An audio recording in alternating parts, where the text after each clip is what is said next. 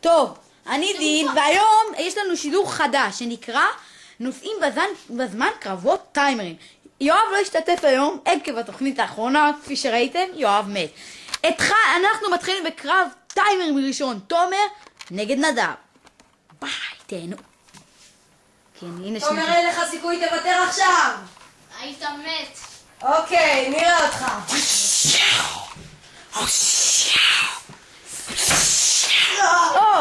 נדב נפל! האם הוא יתאושש בקרבות הטיימרים?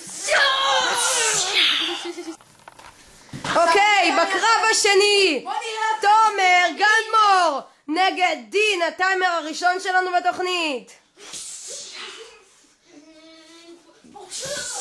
דין משתמש בגל אנרגיה. גל תחתון של דין. איזה ניצחון לדין גרבינסקי, הטיימר הראשון שלנו בתוכנית. מה קרה? מי זה היה? זה נראה לי היה הצעקה הקטלני. מאיפה הוא בא פתאום? אף אחד לא יודע.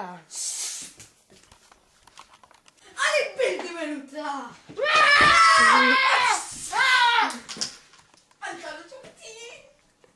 דין, חכה, עוד לא סיימנו לצלם.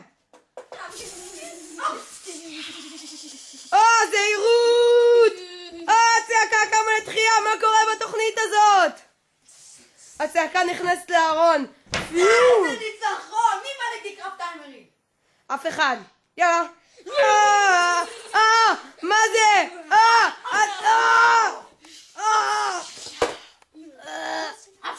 נתראה בתוכנית הבאה שלנו, טורנירי הטיימרים. ניצחתי אותך כבר קודם. דין, יואב אמור לצאת מהארון, אולי תעשו לו מערב לפני שהוא יפתיע אתכם. דין, למה אתה תוקף את הקיר? מה יש שם? זה יואב, אפקט הצעקה. דין, יא מטומטם אתה.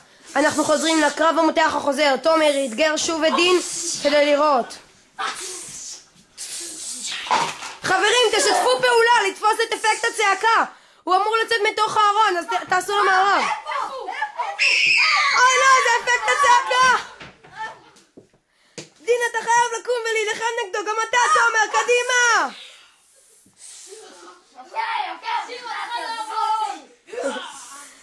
יופי, אפקט הצעקה חזר, בואו נמשיך בקרב.